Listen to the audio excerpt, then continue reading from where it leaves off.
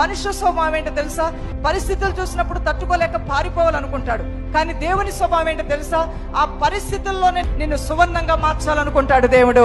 హల్లెలూయా. మనుషులైతే సమస్యలు చూసినప్పుడు పారిపోదాం అనుకుంటారు, ఎందుకు ఈ బ్రతుకు అనుకుంటారు. కానీ నీ దేవుడు నిన్ను చావనివ్వడు.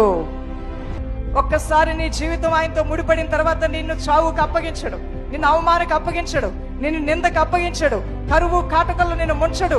కానీ ఏ స్థితిలో ఉన్నావో ఆ స్థితి నుంచి నేను ఉన్నతమైన స్థితికి లేవనెత్తడానికి నీకు ఆయన పోరాట విద్య నేర్పించడం ప్రారంభిస్తాడు.